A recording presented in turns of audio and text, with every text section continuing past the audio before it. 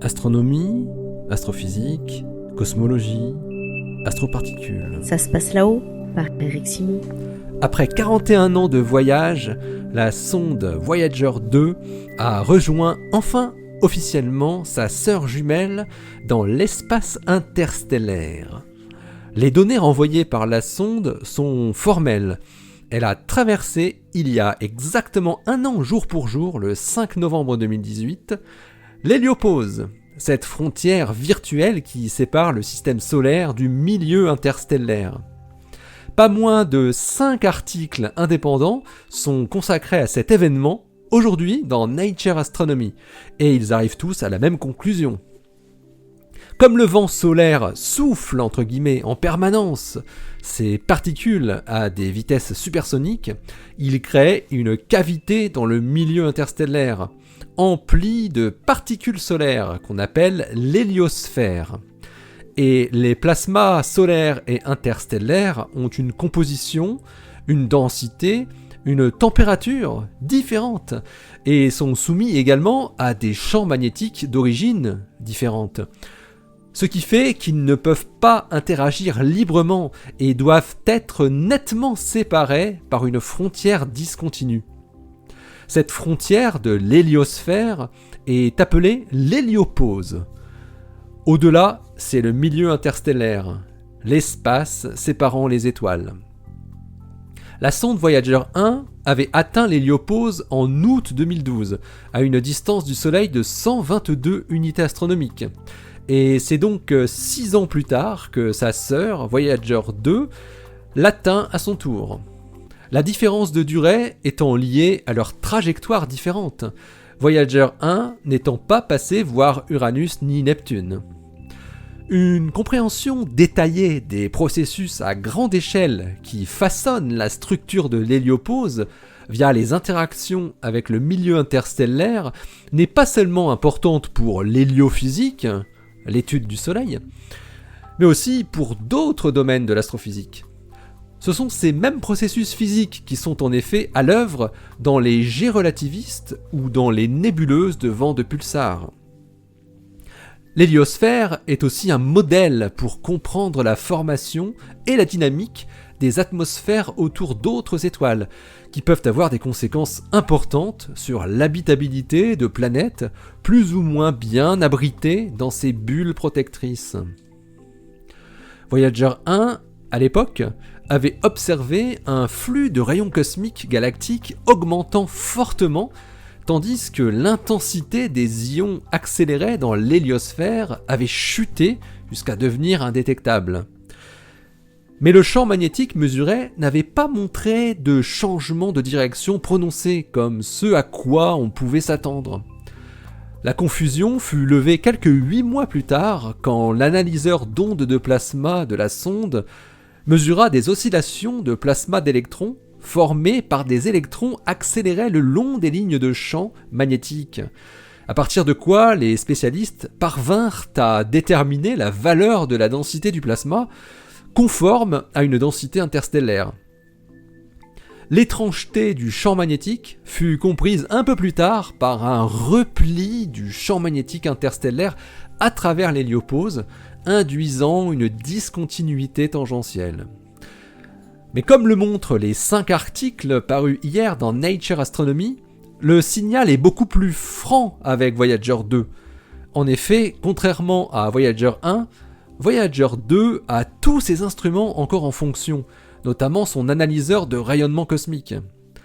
Les chercheurs ont pu mesurer directement la densité du plasma ainsi que l'émission du plasma électronique, et surtout comment elles évoluaient dans le temps, à une distance du Soleil de 119 unités astronomiques. C'est exactement le 5 novembre 2018, il y a exactement un an, et ce n'est probablement pas un hasard si les articles sont publiés aujourd'hui, que Voyager 2 est sorti de l'héliosphère, selon John Richardson du MIT et son équipe. Il montre que le passage de l'héliopause, vu par la variation de la densité du plasma, s'est fait en moins d'une journée. Ils observent par ailleurs que le milieu interstellaire très local, juste derrière l'héliopause, est assez variable et plus chaud qu'attendu, entre 30 000 et 50 000 Kelvin, contre de 15 000 à 30 000 Kelvin selon les modèles. Quelques différences ont pu être relevées entre le passage de frontière des deux Voyager. Les mesures de Voyager 2 semblent indiquer une structure plus fine de l'héliopause, avec un champ magnétique plus fort au-delà. Cette différence reste à expliquer, mais les chercheurs pensent que l'activité solaire pourrait en être la cause. Voyager 1 ayant fait sa traversée durant le maximum d'activité du cycle 24, tandis que Voyager 2 l'a fait aux alentours du minimum d'activité, où nous en sommes. Il faut préciser que l'héliosphère, malgré son nom, n'est pas du tout sphérique. Elle a une forme de goutte d'eau très allongée, la tête pointant vers la direction d'arrivée du rayonnement cosmique galactique. Et les deux sondes Voyager ont traversé l'héliopause au niveau de la tête de cette grande goutte de particules solaires. On ne sait pas encore grand-chose sur ce qui se passe au niveau de la queue de l'héliosphère. Cette queue, qui peut ressembler à une queue de comète, pourrait s'étendre sur plusieurs milliers d'unités astronomiques, selon les spécialistes. Sa forme devrait être directement liée à l'intensité du champ magnétique interstellaire. Et d'après Stamatios Krimgis du Johns Hopkins University et ses collègues, qui signent le deuxième article de cette grosse livraison, les champs magnétiques relativement importants qui sont mesurés à proximité de l'héliopause pourraient être suffisants pour produire une héliosphère réellement sphérique. Les astrophysiciens ont également mesuré des particules chargées énergétiques, plus de 28 keV. Le flux de particules solaires a commencé à décroître dès le 7 août 2018, à une distance de 118,2 unités astronomiques, tandis que les flux de rayons cosmiques galactiques d'énergie supérieure à 213 MeV ont augmenté, eux, de 20% en l'espace de quelques semaines. Et eux aussi donc voient une nette transition le 5 novembre 2018 à une distance de 119 unités astronomiques. David Gurnett de l'université de l'Iowa s'est quant à lui intéressé, avec son collègue Will Kurth, à la comparaison des données de l'instrument PWS, qui mesure la densité d'électrons, des deux sondes jumelles. La première mesure de Voyager 2 à l'extérieur de l'héliosphère a été effectuée le 30 janvier 2019, à une distance de 119,7 unités astronomiques, et montrait un bond d'un facteur 20 avec la dernière valeur qui avait été mesurée avant le passage de l'héliopause. La valeur de la densité électronique obtenue à 119,7 unités astronomiques par Voyager 2, qui vaut 0,039 particules par centimètre cube, se trouve être très proche de celle qu'avait mesurée Voyager 1 à une distance de 122,6 unités astronomiques, qui valait 0,055 particules par centimètre cube. Edward Stone de Caltech et son équipe se sont quant à eux intéressés plus spécifiquement aux rayons cosmiques galactiques détectés par Voyager 2. Eux aussi concluent à un passage de l'héliosphère le 5 novembre 2018, sans ambiguïté. En analysant l'évolution temporelle du flux de particules d'énergie supérieure à 70 MeV par nucléon, typique des particules venant de la galaxie et non du Soleil. Mais contrairement au cas de Voyager 1, les chercheurs indiquent que Voyager 2 n'a pas détecté de tubes de flux magnétiques anormaux. Ils notent cependant qu'il existe une région, juste au-delà de l'héliopause, où des particules de basse énergie se faufilent encore le long des lignes de champ magnétique, et où le flux des rayons cosmiques galactiques est réduit à 90% de sa valeur atteinte plus loin. Enfin, Leonard Burlaga du Goddard Space Flight Center et ses collaborateurs confirment eux aussi la date de transition de Voyager 2 vers l'extérieur de l'héliosphère, par la mesure conjointe du champ magnétique et des particules chargées. Ils mettent en exergue l'observation d'une barrière magnétique adjacente à l'héliopause, qui influence fortement l'entrée des rayons cosmiques galactiques dans l'héliosphère. Ils notent également un faible changement de direction du champ magnétique au passage de l'héliopause, qui vaut au maximum quelques degrés. Voyager 2 fonce maintenant vers l'inconnu du côté de l'hémisphère sud, à la vitesse d'environ 3 unités astronomiques par an. Voyager 1 étant lancé vers l'hémisphère nord.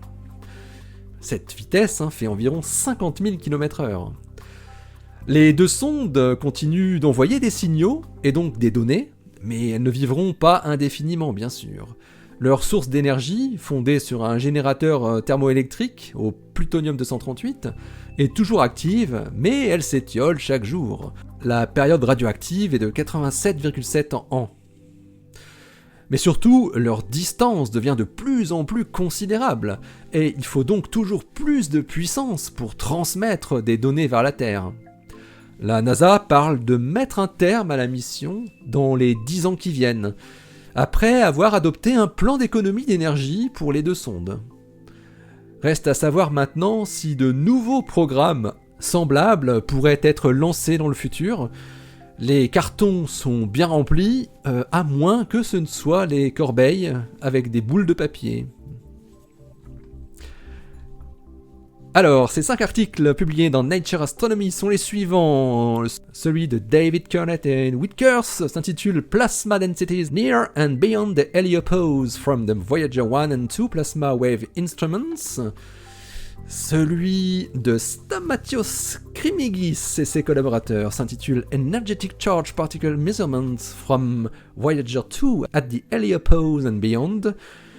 Puis nous avons Cosmic Ray Measurements from Voyager 2 as it crossed into interstellar space par Edward Stone et ses collègues, ainsi que Magnetic Field and Particle Measurements made by Voyager 2 at and near the Heliopause par Leonard Berlanga et ses collaborateurs. Et enfin, l'article de John Richardson et ses collègues qui s'intitule Voyager 2 Plasma Observations of the Heliopause and Interstellar Medium. Voilà, allez, d'ici la prochaine, portez-vous bien, restez bien les yeux vers le ciel et les pieds sur terre. Allez, salut!